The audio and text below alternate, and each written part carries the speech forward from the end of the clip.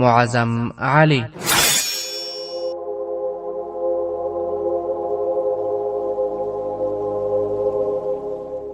د ایمان، وطن او عدالت لپاره د انګریزي استعمار پر وړاندې د مبارزې اتل.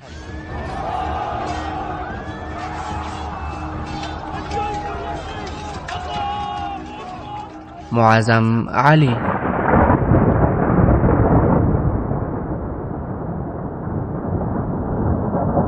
دوه شمه برخه.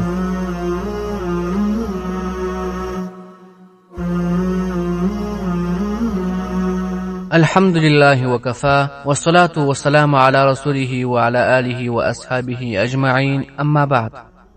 ورونو په تیره برخه کې مو وویل معظم علي وویل تاسو زما له لورې د سلطان څخه مننه وکړي او ورته ووایاست چې زه به ډېر ژر د هغه په خدمت کې حاضر سم. محترمو اوریدونکو، یوه اونۍ وروسته د شپې مهال معظم علي او فرحت د کور په انګړ کې ولاړ وه. معظم علي د سفر جامې اغوستې وې. مراد سترګې موښلې او دهلیز ته راغلی. هغه وویل پلار جانه ته تیار سوې؟ تر اوسه خو شپه ډېره پاتې ده. معظم علي وویل نه بچیه، هلته وګوره د سهار سترګه راختلې ده.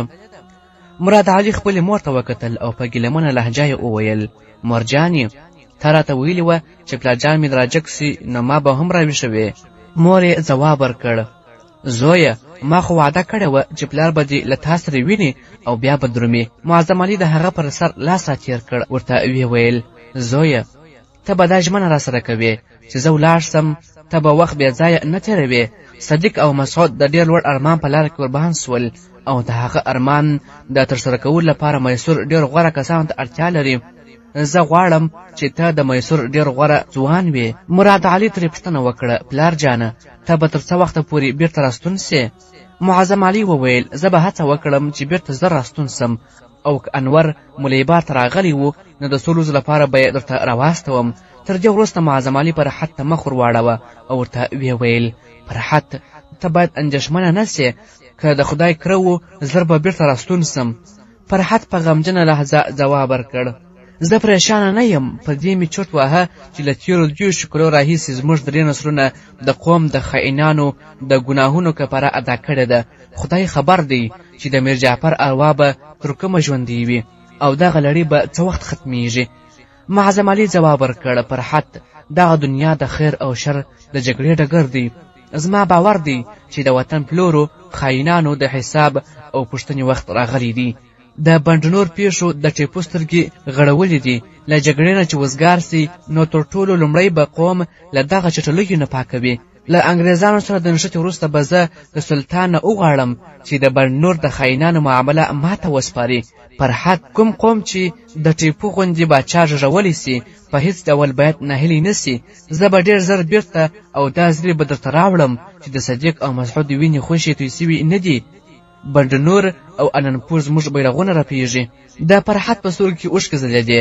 معظم علي څو شېبې په چوپه خوله دې ته کتل، بیا یې خدای پاماني وویل او روان سو.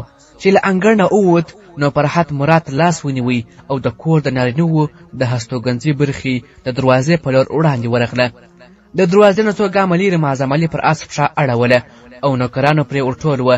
معظم علي آس پونده کړ او د فرحت له سترګو اوښکې راوخوټېدې. مراد علي تر څه ځان ته پورې چوپ د خپلې مور څنګ ته ولاړ و. بیا یې وویل راځه مور جانې. مور یې پر ورمېز لاس ور واچوه. ویې ویل راځه زویه زه ستا تکیې ته اړتیا لرم.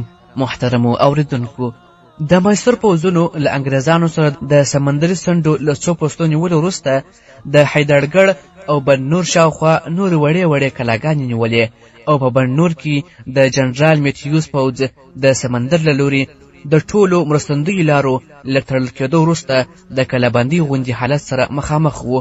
سلطان ټیپو د حیدرګړ او بنډنور په منځ کې په یوه دره کې واړول او په بېلابېلو محاذونو کې په جګړه بوخته پوځي کنډکونو څارنه یې کوله. هغه د جګړې په ورځو کې هم د باچاهۍ په ټولو چارو ځان خبروي.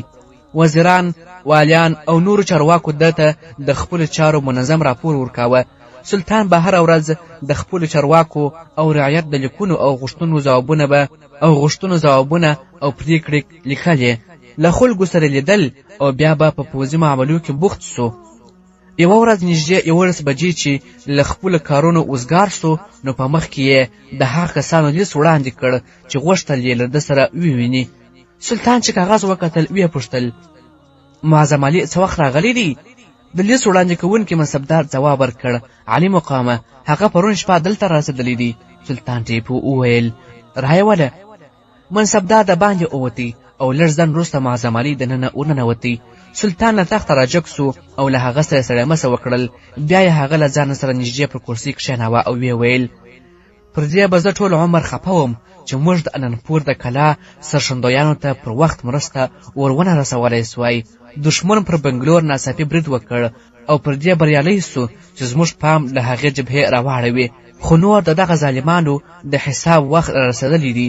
موږ د سمندر له لوري د دښمن د مرستو لارې تړلې دي. حیدرګړ نیول سوی دی او سبا ته به زموږ د پوځ یوه برخه له هغه ځایه اننپور ته روانه سي او تر دې وروسته به په څو ورځو کې د بنډنور کلا هم زموږ د توپونو تر ډوزو لاندې وي. زما خبرې د هغه پلار ټپونه ملهم نسي کېدی چې د صدیق علي او مسعود علي په څېر ځوانان زامن یې له لاسه ورکړي وي. خو زه تا ته دا ډاډ درکوم چې د اننپور د شهیدانو وینې به هسې ولاړې نسي. معظم علي وویل یوه پلار ته تر ټولو لویه سسلي څه کېدی سي چې زامن یې ستا له نظره د عزت مقام ګټلی دي. سلطان وویل تا ټینګار کوه چې په جګړه کې برخه واخلې. که دې خوښه وي نو زه تاسو ته د هغه پوځ قمندان سپارم چې پر اننپور به برید کوي.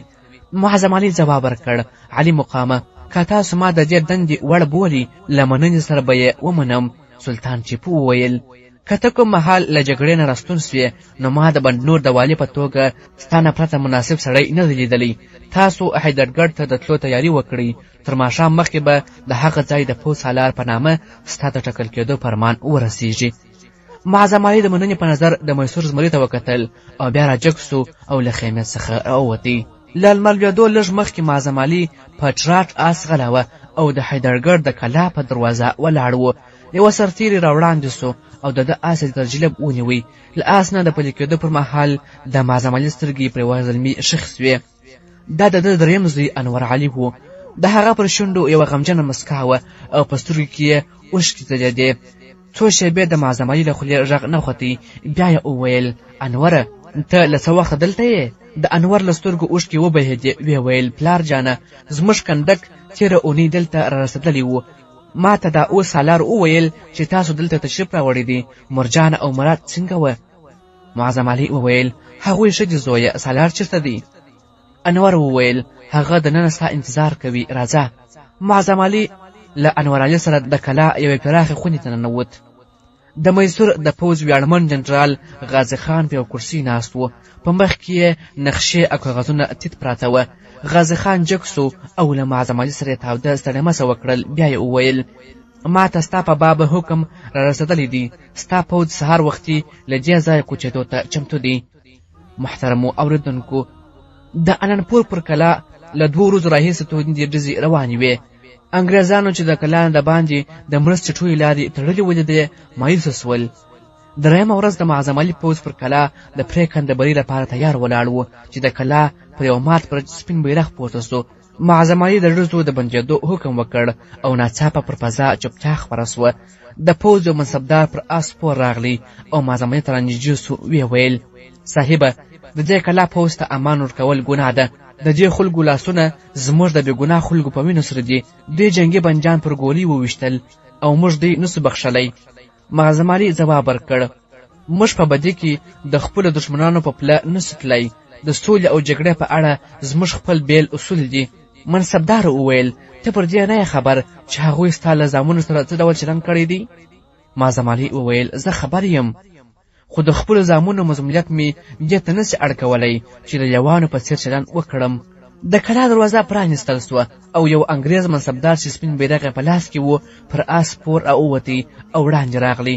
لږ ځنډ وروسته هغه معظم علي ته وویل زموږ قمندان غواړي له تا سره د اوربند په باب خبرې وکړي. معظم علي ځواب ورکړ له موږ سره یې خبرو ته اړتیا نسته. هغه ته ووایه چې د جګړې د پای ته رسېدو یوه لاره ده او هغه دا چې وسلې وغورځوي. انګریزي منصبدار وویل که تاسو دا ذمهواري واخلي چې موږ روغ رمټ سداشیوګړ ته ورسوئ نو موږ دې ته چمتو یو چې کلا پرېږدو. معظم علي په ترخه لهجه ځواب ورکړ: تاسو اوس زموږ وخت بې ځایه تېروئ. د جګړې د بندولو یوازینۍ لاره همدغه ده چې بې له شرطه وسلې وغورځوئ. انګریزي منصبدار له لږ ځنډ وروسته وویل: که موږ بې له شرطه وسله وغورځوو نو د دې ضمانت به څوک ورکوي چې موږ سره به د جنګي بندیانو په څېر چلند کېږي؟ معظم علي وویل: موږ تاسو ته هېڅ ضمانت نشو درکولی. ستاسو جرمونه داسې دي چې له تاسو سره خبرې هم د انسانیت سپکاوی دي. خو تاسو مو خپل قومندان ته داسې ویلی سي چې له تاسو سره به داسې چلند کوو چې تاسو د انپور د کلا د نیولو وروسته زموږ د بندي پوځیانو او ښځو سره کړي وو. زه تاسو ته نیم ساعت وخت درکوم چې پرېکړه وکړئ، له هغه وروسته به پر کلا ډزې پیل سي، تاسو تلای سي. انګریزي منصبدار وویل: که له نیم ساعت وروسته د کلا دروازه پرانیستل سوه نو مطلب به یې دا وي چې موږ تاسو پرېکړه منلې ده. معظم علي ځواب ورکړ: نه، دا بس نه ده. تاسو به ټول پوځ له کلا نه د باندې راووځئ او وسله به مو ټول په یوه ځای کې انبار کړئ. بیا چې موږ کلا ونیسو نو تاسو به یو مناسب ځای ته ولېږو. انګریزي منصبدار معظم علي ته له پوځي سلامۍ وروسته د آس مخ وګرځاوه. کوم 20 دقیقې وروسته د کلا دروازه پرانیستل سوه او انګریزان د باندې راووتل او د دیوال نه 2 ګزه وړاندې یې خپله وسله انباروله. معظم علي د کلا له نیولو وروسته انګریزي ښځې په خونې کې بندي کړې. په کلا کې دننه د میسور د پوځ هغه بندیان چې انګریزانو په لاس له وژل کېدو پاتې وه د هډوکو تش کلبوت پاتې وو او په چغو چغو یې د صدیق علي او د هغه د ملګرو د بدل اخیستو غوښتنه کوله. معظم علي هغوی په دې وینا چوپ کړل چې زه د صدیق علي او مسعود علي پلار یم. چې معظم علي د شهیدانو د قبرونو په باب پوښتنه ترې وکړه نو یوه بندي ورته وویل چې هغوی ټول یې د کلا نه د باندې په یوه کنده کې ښخ کړل او هغه کنده هم پر موږ وکیندله. لږ ځنډ وروسته فاتح پوځ له کلا نه د باندې د خاورو په یوه درمن ولاړ و او پر دې انبار د میسور بیرغ رپېده. معظم علي د بندیانو له خونې د هغې انجلۍ په باب کیسه اورېدله چې له صدیق علي سره یو ځای د شهادت جام پر سر واړاوه. چاته د هغه بشپړه کیسه معلومه نه وه. د بې شمېره پوښتنو په ځواب کې همدومره معلومه کړه چې زوی د یو لوړ نسبه بې اسرې او یتیمې انجلۍ وروستۍ تکیه وه او ده پرېکړه کړې وه چې هغه د شموګله کلا نه خپل کور ته واستوي. معظم علي د دعا لپاره لاسونه اوچت کړل او د صدیق او مسعود د وړکتوب او ځوانۍ بې شمېره تصویرونه یې د سترګو مخې ته راغلل. بیا یې د خپلو زامنو سره د یوې نجلۍ بېلابېل خیالي تصویرونه هم لیدل. ده په خپل زړه کې ویل: لورې، زه نه پوهېږم چې ته څوک یې، له کومه ځایه راغلی وې، له کومې کورنۍ څخه وې، تا به هېڅکله ونه وینم. خو که ستا اروا زما خبرې اورېدای سي نو غواړم دا درته ووایم چې ته مې د خپلو زامنو په څېر راباندې ګرانه یې. محترمو اورېدونکو، راتلونکې ورځ معظم علي 400 تنه سرتېري د کلا د ساتنې لپاره پرېښودل. له نورو دلګرو سره یې د سلطان د پوځ پړاو ته مخه کړه. په لاره کې خبر سو چې د سلطان پوځ د بنډنور په لور خوځېدلی دی. معظم علي خپل پلی پوځ پرېښود او له سپرو سره پترات بنډور ته ورسېدی. هلته جګړه پیل سوې وه. معظم علي د ښار له ختیځ دیوال نه نږدې 1.5 میل لرې خپل ملګرو ته د درېدو حکم وکړ. په خپله له آس نه پلی سو او په منډه پر یوه لوړه وختې. دربین یې پر سترګو کښېښود او وضع یې وکتله. لږ ځنډ وروسته له لوړې نه راکښته سو او خپلو ملګرو ته حکم وکړ چې له اسونو نه پلي سي. بیا یوه منصبدار ته وویل: ته دې سرتېرو ته ووایه چې اسونه شاته بوځي، زه له نورو ډلو سره وړاندې ځم. په 2 دقیقو کې هغه په ختیځ لوري کې له غازي خان سره یو ځای سو. د سلطان د پوځ فرانسوي توپخانې د برج پر ختیځه دروازه ډزې کولې او د توپخانې دواړه لوري ته د غازي خان پوځ د پرېکنده برید قومندې ته انتظار کاوه. په ختیځ دیوال کې د فرانسوي توپخانې د ډزو له امله واړه واړه چاکونه جوړ سول، خو انګریزانو پر برجو کې ټینګار کاوه او ځوابي ډزې یې ښې توندې وې. د ښار لویدیځ لوري ته د نغارو غږونه دا ښودله چې هغه لوري ته د عام برید حکم ورکړل سوی دی. غازي خان چې د نغارو غږونه واورېدل، خپلو کنټګونو ته د وړاندې تلو امر وکړ. سپایان له خپلو مرچلونو راووتل او په سینه په ښویېدو د ښار د دیوال په لور وړاندې ورغلل. بیا ناڅاپه ډېرو ځوانانو د باڼس له زینو سره د دیوال په لور منډه واخیسته او د سترګو په رپ کې دیوال ته نږدې سول، خو د دښمن د توند مقاومت له امله ونه توانېدل چې د دیوال په کومه برخه پښې ټینګې کړي. هغوی د ختیځې دروازې په شاوخوا کې 2 تنه مړي پرېښودل او پر شا ولاړل. معظم علي له دیوال نه 40 ګامه لرې یوه ټپې ته تکیه ورکوله. ناڅاپه یې ولیدل چې دوه فرانسوي ځوانان چې د یوه په لاس کې بل سوی مشال و او بل یې په غېږه کې و د بارودو غوټه ټینګه کړې وه د دیوال په لور منډه وهي. په هغوی پسې د فرانسوي سرتیرو یوه ډله وه چې په دیوال یې بې دلیله غډیزې کولې او وړاندې روان وه. معظم علي په لوړ غږ چیغې وکړې د دښمن پام خپل لوري ته راواړوئ. په دې سره د دوی ملګري پر برجونو ډزې پیل کړې. غازي خان او نورو منصبدارانو پر حیراني فرانسوي سرتیرو ته کتل. د باروتو غوټې د وزن له امله فرانسوي سرتیرو ته د خپل مزل وروستی پړاو ډېر له ستونزو ډک و او له هغه بل سره چې مشال و څو ګام به له خپل ملګري نه وړاندې سو او بیا په مځکه پرېوت او د خپل ملګري انتظار به یې کاوه. له برج نه 8 او 10 ګامه لرې د دوی دواړه یو بل پسې ټپیان سول او را وغورځېدل. یوه شېبه وروسته یو تن بیا راجګ سو او غوټه یې راواخیسته، دیوال ته ورسېد. بیا یې د بارودو غوټه د دیوال په یوه چاک کې ورکښېښودله او په رغړېدو بېرته راستون سو. خپل لوېدلي ملګري ته چې راورسېدی مشال یې راپورته کړ او بېرته د دیوال په لور وړاندې ولاړی، خو ناڅاپه یې ګولۍ پر سر ولګېده او ځای پر ځای ړنګ سو. معظم علي ناڅاپه راجګ سو او ډېر ګړندی د دیوال په لور ولاړی. بیا ناڅاپه پړ مخې ولوېد، بیا راجګ سو او څو ګامه نور په منډه ولاړی او بیا څملاست. په درېیم ځل هڅه یې د فرانسوي سپاهي له لاسه مشال واخیست، خو بیا یو په بل پسې د ده په ټکر او رانه 2 ګولۍ ولګېدې، خو ده په لوېدو او ولاړېدو ځان د بارودو غوټې ته ورساوه. د دیوال په چا کې چې ورننوت د پاس له نورو ګولیو نه خوندي سو.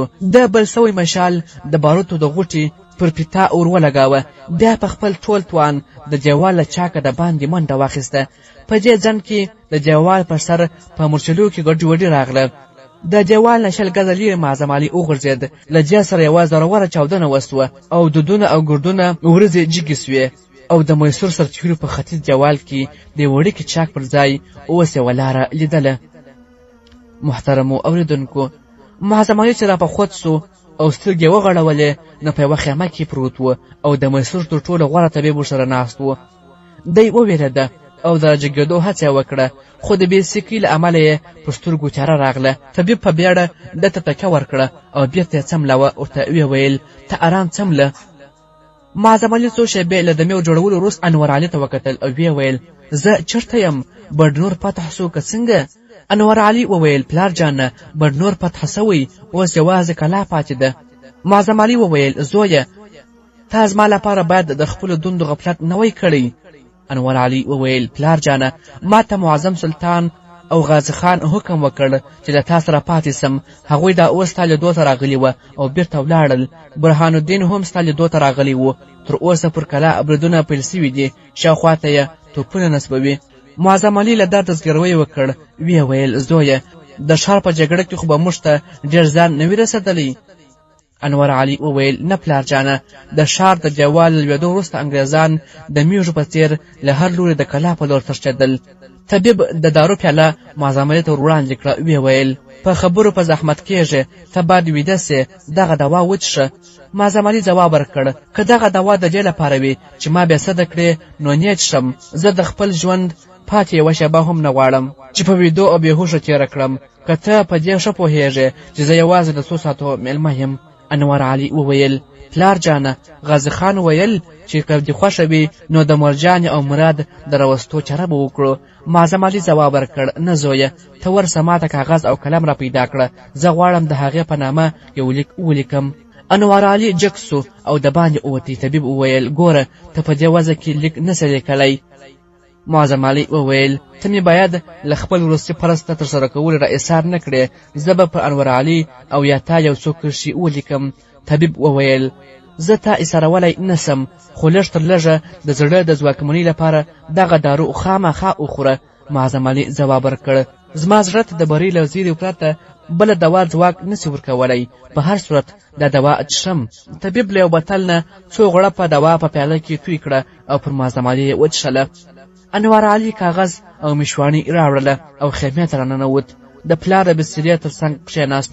طبیب معظم علي ته وویل ته په ډاډه زړه لیک ولیکه، زه د باندې انتظار کوم. بیا انور علي ته وویل که اړتیا سوه غږ راته وکړه. طبیب د باندې ووتی او معظم علي د فرحت په نامه د لیک په لیکلو بوخت سو. لږ ځنډ وروسته یې چې کله دغه اوږد لیک پای ته ورسېد نو معظم علي خپل زوی ته وویل زویه دا لیک خپلې مور ته ورکړه. زه دې ویلو ته اړتیا نه وینم چې زما نه وروسته پر تا د خپلې مور، ورور او وطن او قوم په اړه څومره ذمهواري ده. زما باور دی چې ته به یو نیکمرغه زوی او مهربانه ورور وې، خو زما تمه او هیله تر دې هم ډېره لوړه ده. ستا او ستا د وروڼو په باب تل زما دا دعا وه چې تاسو د دې قوم د عزت او ابرو ساتونکي سي او ستاسو راتلونکي نسلونه د هغې ونې په څانګو کې زانګو واچوي چې تاسو د پلرونو په وینو خوړه به سوې ده. میسور د هندوستان د مسلمانانو وروستی برج دی. د سلطان ټیپو بری به د هغو میلیونونو انسانانو بری وي چې غواړي په دې هیواد کې د عزت او خپلواکۍ ژوند وکړي. ستا په باب زما وروستۍ هیله دا ده چې کوم وخت د میسور د عزت او خپلواکۍ ساتونکي د بري او فتح بیرغونه ورپول، نو ته به په لوړ سر دا ووایې چې د میسور پر مځکه زما پلار او وروڼې وینې توی سوي دي.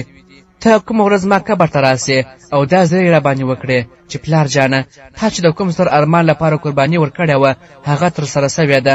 ته چې د خپلواکۍ د کوم لمر په لټون پسې له مرشد آباد نه راوتلی وې هغه په میسور کې ښه په آب او تاب ځلیږي. زویه ستا منزل ډېر لیرې او لاره دې ډېره ستوغه ده، خو خدای یو داسې لارښود در بښلی دی چې د کلک ارادې، مېړانې او خلوص نه ډک دی. د یو کاروان لپاره تر دې بله ستره خوښي څه کیدای سي چې لارښود یې په ویرونکي تیارو، طوفانونو او تلاندو کې خپل منزل لیدای سي. انور په ډېر زحمت د خپلو اوښکو د راایسارولو هڅه کوله. ویې ویل پلاره زما باور دی چې ته به روغ سې. سلطان تا غوندې ملګرو ته اړتیا لري او په میسور کې هم ستا برخه ډېر کار لا پاتې دی. معظم علي وویل زویه د ژوند پر واټ د هر لاروي یو وروستی منزل او پړاو وي او زه د خپلو وروستیو سلګیو لپاره تر دې د غوره ځای تمه نشم کولی. زه چې ستا په عمر کې وم تر ټولو ستره هیله مې دا وه چې د حق لپاره ژوندی پاته سم او د حق لپاره وجنګېږم او د حق په لاره کې ووژل سم. طبیب خیمې ته وننوت او د معظم علي په رګو یې ګوتې کښېښودل. ویې ویل څو تنه انډوالان لیدو ته راغلي دي، خو نور د زیاتو خبرو اجازه نه درکوم. ټپونه خو به دې ډېر درد نه کوي؟ معظم علي د مسکی کېدو هڅه وکړه. ځواب یې ورکړ نه، د خبرو پر مهال خوږ نه احساسوم. غازي خان، برهان الدین او د پوځ 3 تنه نور ستر منصبداران خیمې ته وننوتل. غازي خان وړاندې ورغلی او د معظم علي پر تندي لاس کښېښود. ویې ویل څنګه یې؟ معظم علي ځواب ورکړ ښه یم. کلا فتح سوه؟ غازي خان ځواب ورکړ نه، د کلا د فتح زیری اورېدو ته ښایي څو ورځې انتظار وکړې. اوس پر مهمو ځایونو د توپونو د درولو کار روان دی او تر ماښامه به ډزې پیل سي. معظم سلطان ستا په باب ډېر اندېښمن دی. هغه فرمایل چې که دې خوښه وي نو ستا ماشومان دلته درته راوغواړو. معظم علي ځواب ورکړ نه، زه په دې وضع کې مناسبه نه وینم چې هغوی پریشانه سي. له معظم علي سره تر څو دقیقو پورې له خبرو وروسته غازي خان د ملګرو سره د خیمې څخه راووتی. برهان الدین له خیمې نه د راوتلو پر مهال مخ ور واړوه او طبیب د لاس په اشاره وروباله. طبیب په بیړه دروازې په لور ورغلی. برهان الدین هغه تر لاس ونیوی او له ځانه یې د باندې راوویست او ورته ویې ویل د معظم سلطان حکم دی چې تاسو چې څومره کېدای سي د ده د ژوند د ژغورنې هڅه وکړئ. اوس خو یې وضع خطرناکه نه ده که څنګه؟ طبیب سر وخوځوه او ویې ویل نه، د اوس دومره په ډاډ د ده خبرې هم همدغسې معجزه ده. ټپ یې ډېر زور دی او زما د اندېښنه ده چې ښایي یو په یوه یې له پښو وغورځوي. برهان الدین وویل د ده ژوند ډېر ګران بیه دی. طبیب وویل تاسو ډاډه اوسئ، زما له لورې به هېڅ غفلت ونه سي. محترمو اوریدونکو، راتلونکې شپې ته د معظم علي وضعه ډېره خرابه سوه. کله کله به راپسد سو او له انورۍ سره به یې خبرې کولې، خو څو دقیقې وروسته به یې ځواک ختم سو او په بېهوشۍ سره به یې سترګې پټې کړې. نږدې نیمه شپه د انور علي ته وویل زویه زما ګمان و چې له وروستي سلګۍ مخکې به له سلطان سره څه خبرې وکړی سم، خو هغه هېڅ وزګار نه دی. انور علي وویل پلار جانه که دې خوښه وي نو د غازي خان په واسطه به زه ستا پیغام هغه ته ورسوم. معظم سلطان د ماسخوتن له لمانځه وروسته ستا لیدو ته راغلی و، خو ته هغه وخت بېسده وې. معظم سترګې پټې کړې ویې ویل په دې وخت کې دې ته اړتیا نشته چې هغه ته زحمت ورکړو. زویه ته هم ویده سه. انور علي وویل پلار جانه طبیب د کوم ټپي لیدو ته ورغلی دی چې هغه بیرته راسي نو بیا به ویده سم، ته زما غم مه کوه. د شپې په وروستۍ برخه کې طبیب پر هغه دوا خوړله او انور علي خوب زنګاوه. له خیمې نه د باندې د چا د پښو غږ اوچت سو. بیا چا وویل تاسو همدلته ودرېږئ. او بیا یوه شېبه وروسته د وقار او شهامت یوه مجسمه څهره خیمې ته ورننوته. معظم علي سترګې وغړولې او سترګې د سلطان ټیپو پر څهره ښخې سوې. طبیب په ادب سلام وکړ او بیا یوې خوا ته ودرېدی. انور علي ټکان وخوړ، سترګې وغوړولې او په بیړه جګ سو او یوې خوا ته سو. معظم علي له بسترې نه د جګ کېدو هڅه وکړه، خو توان یې ځواب ورکړ. سلطان په بیړه راوړاندې سو او په خپل لاسو یې تکیه ورکړه. ورته یې وویل ته ارام پرېوځه. بیا تر څنګ کښېناست. معظم علي په خپ غږ ورته وویل عالي مقامه، زما پوخ باور و چې ته به تشریف راوړې، که څه هم داسې هیله ستاسو له دغه خدمتګار سره نه ښایي. سلطان وویل ته زما دوست یې او زه ستا پر دوستۍ ویاړم. معظم علي وویل د هغو خلکو په باب پام کوه چې د قوم عزت او خپلواکي د سوداګرۍ مال ګڼي. یو خائن د زرګونو شهیدانو په وینه اوبه اړولی سي. خدای خبر دی چې په دې هیواد کې تر اوسه نور څومره عیاسته د بڼنور او ملیبار له سیمو نه چې دښمن وشړې نو بیا یو خائن هم ژوندی مه پرېږده. سلطان ځواب ورکړ خائن د خپل ګزار نه مخکې زموږ مخې ته نه راځي. د هغوی د له منځه وړلو لپاره د واکمن تر هوښیارۍ د ټول قام ټولنیز احساس او ویشیا ته ډېر اړتیا ده. خطرناک ناصر په هغه بدن کې پیدا کیږي چې د صافې وینې پر ځای ناوړه وینه راپکښې ټوله سوې وي. خائن تل د هغه قوم په غېږه کې ژېږي چې د پوښتنې او احتساب ځواک یې کمزوری سوی وي. زما شتمني هغه تشلاسي ولس دی چې د عزت او مېړانې خزانې لوټ سوي دي. په دې ولس کې د ژوند د نوي ساه د ویشتیا لپاره زه وخت ته اړتیا لرم. که خدای ماته د دې جګړو نه وخت راکړ نو ښایي دغه کار هم وکړم. خو زما جګړه یوازې د انګریزانو سره نه ده، بلکې مراټان او نظام هم ما تر ټولو ستر دښمن ګڼي.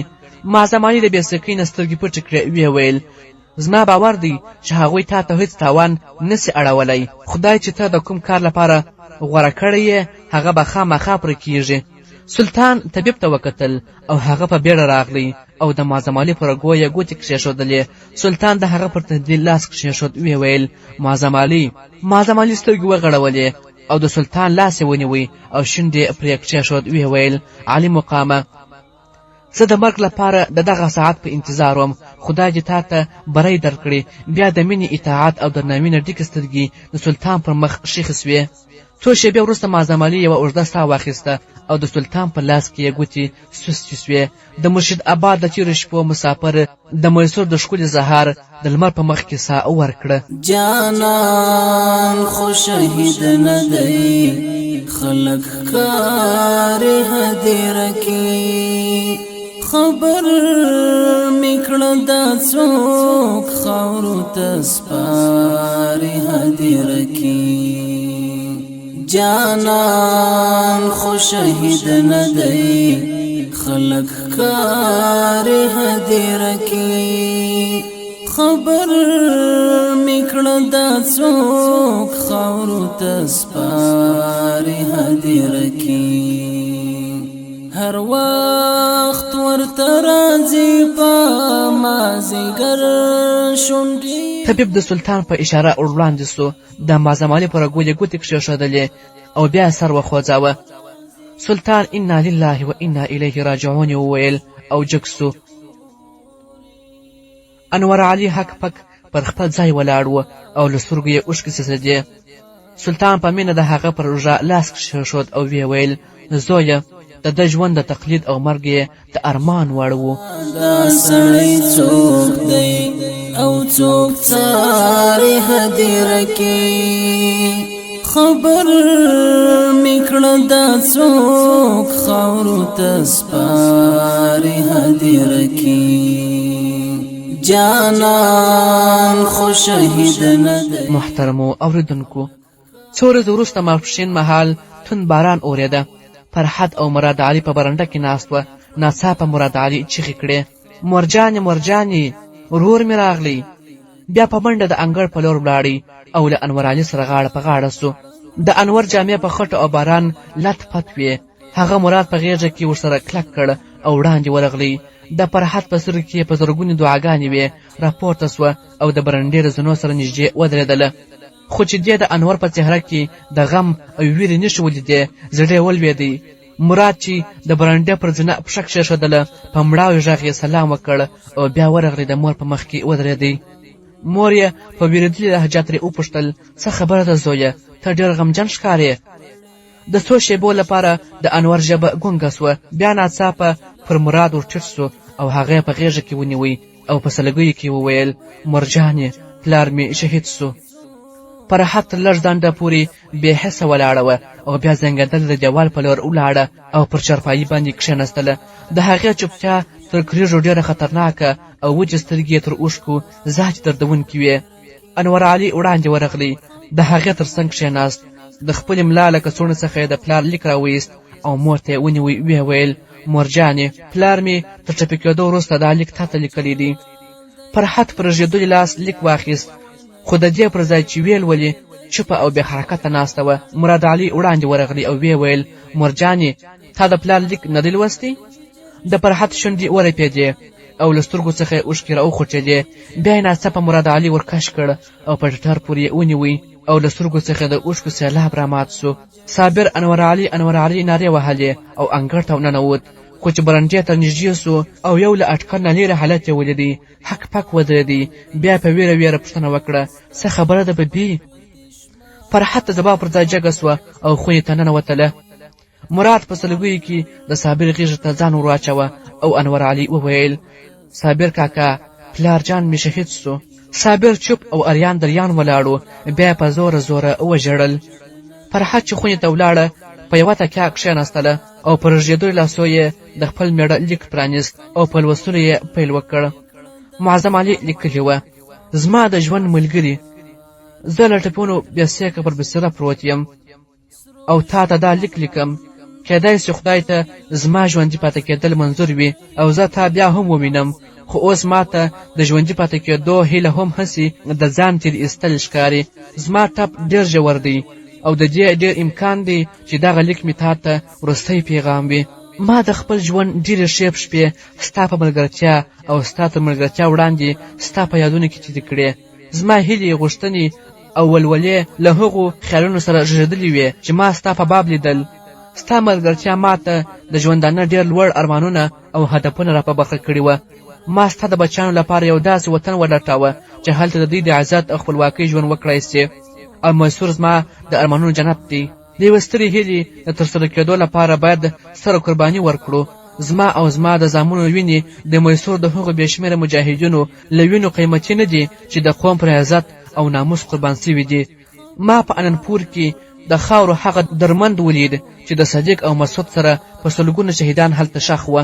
څومره میندې، څومره پلرونه او خویندې او ماشومان به اوس هم د هغوی د وتلو په انتظار وي او په راتلونکي وختو کې به هم خدای خبر دی چې د اننپور کیسه به د میسور په څومره نورو کلاګانو، څومره ښارونو او څومره کلیو کې تکرار کیږي. سلطان ټیپو د هغو غازیانو مشر دی چې خدای د یو مخ پر زوړ قوم د تیرو ګناهونو د کفارې ادا کولو لپاره غوره کړی دی. زه تا ته دا نسم ویلی چې د سلطان د مبارزې وروستی پای به څه ډول وي. د اور او وینو څومره توپانونه به د ده د لارې خنډ وي. د باندنیو یرغلګرو نه پرته به په هېواد کې دننه څومره ضمیر پلوري، منافقین او خاینان داسې دي چې د قوم دغه ستر خدمتګار د خپلې لارې خنډ بولي. زه یوازې دومره پوهیږم چې که د جنوبي هندوستان مسلمانان د ځان وژنې پرېکړه نه وي کړې نو میسور به د دوی د هیلو او امیدونو منځنی وي. سلطان ټیپو به دوی خپل ژغورونکی ګڼي او د ده په اشاره به سر ورکول د ځان ویاړ بولي. خو که ذلت او رسوایي د دوی برخلیک سوی وي نو بیا د کوم انسان په وس کې نسته چې دوی ته د عزت او سرلوړۍ لاره ور په ګوته کړي. زموږ ارواوې به پر دې ډاډه وي چې موږ د خدای په مځکه خپل وروستی فرض ادا کړ او موږ به د سزا او جزا د مالک په دربار کې یو ورځ ودرېږو. دا به وویلی سو چې کوم وخت قوم د جهالت په تیارو کې سرګردانه و نو موږ هڅه وکړه چې د رڼا لاره ور وښیو. کوم وخت چې د حق او باطل ترمنځ جګړه روانه وه نو موږ د حق د پلویانو په ډګر کې وو. او کوم وخت چې خدای یو مخ پر زور قوم ته د بیرته راپورته کېدو لپاره یو ستر انصار راواستوه نو موږ د قوم له لمنې نه د ذلت د داغ د مینځلو لپاره خپلې وینې ورکړې. زما د ژوند ملګري، زه دا دعا کوم چې د صدیق او مسعود په څیر انور او مراد هم تل د سلطان ټیپو د سرښندیانو په لومړي لیکه کې ولاړ وي. یو وخت هغه و چې ما یوازې د جګړې او د هغو د پایلو په باب فکر کاوه او داسې مې ګڼله چې کله به جګړه کې کوم لوري ماته وخوري نو د هغوی د سرتېرو وینې هسې توی سوې. خو اوس دا حقیقت زما د ایمان برخه ګرځېدلې ده چې کوم مجاهدین د ماتې او بري نه بې پروا د کوم لوړ ارمان لپاره سر ورکوي د هغوی وینې هېڅکله هم خوشي نه ځي او هغه ارمانونه چې د هغو لپاره مخلصانه قرباني ورکوي د انسانیت میراث سي او تل تر تله ژوندي پاتې کیږي. کله چې د حق او عدالت یو کاروان زوال مومي نو خدای د هغو د بیرغ اوچتولو لپاره کوم بل کاروان ورواستوي. زه چې کله د خپل قوم تیر وخت ته پام کوم داسې ګڼم چې د انسانیت د ساتنې لپاره کوم بیرغ چې سلطان ټیپو پروژه کړی دی په تیرو پیړیو کې ډېرو د پاخه اعظم خاوندانو پروژه کړې وه. په هغوی کې ځینو داسې ژوندي قومونه درلودل چې د دوی چغو او فریادو ته لبیک ووایي او د هغوی په برخه بریاوې او لوړتیاوې وي. ځینې داسې هم وه سره له دې چې دوی پخې ارادې او کلک هوډونه درلوده تر غضب لاندې قومونه یې سمې لارې ته رانوستلی سوی او کومو د ګوتو په شمار ششندیانو چې د هغوی غږ ته لبیک ویلي وو د هغوی سپېڅلې وینې د قوم د روښانه تاریخ د بابونو په لیکلو کې په کار نه سوې. کله چې زه د راتلونکي په باب فکر کوم بیا هم زما ضمیر په دې ګواهي ورکوي چې زموږ بیرغ به هېڅکله هم رانسکور نه سي. د دې هېواد په کوم ګوټ کې به کوم د پاخه اعظم خاوند تل هغه ته تکیه ورکوي او بیا به داسې ورځ راسي چې ټول قوم سره یو او منظم سي د دې بیرغ لاندې به راټولیږي. د دې هر ګام به د بري او سرلوړي په لور وي. خو په هغو بریاوو او کامیابیو کې به هغه کسان هم یو ډول ونډه لري چې د تېرو وختونو په ویرونکو طوفانونو کې د حق او انسانیت علم اوچت کړی و. د قیامت په ورځ به هغه کسان چې په بېلابېلو وختو کې د حق او انسانیت لپاره قرباني ورکړې وي په یوه کتار کې درېدلي وي. او زما وروستۍ دعا دا ده چې یوسف، آصف، افضل، زما پلارجان او صدیق او مسعود غوندې انور او مراد هم د حق پالو په دغه کتار کې درېدلي وي. ستا خاوند معظم علي. کوم مهال چې په راحت د لیک په لوستلو بوخته وه نو انور او مراد خونې ته ورنوتل او د دې په مخ کې ودرېدل خو دې خپل شاوخوا نه لیدل. کله کله به د لیک د تورو او د دې د سترګو ترمنځ د اوښکو پردې راغلې دې به اوښکې پاکې کړې او بیا به یې د لیک په لوستلو پیل وکړ.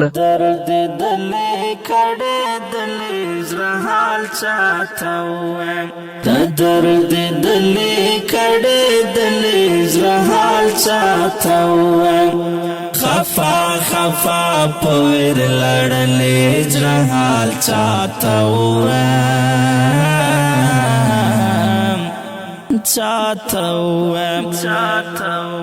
دا درد دلی. کله چې لیک تر پایه ولوست تر ډېره وخته ځوړنده سر ناسته وه.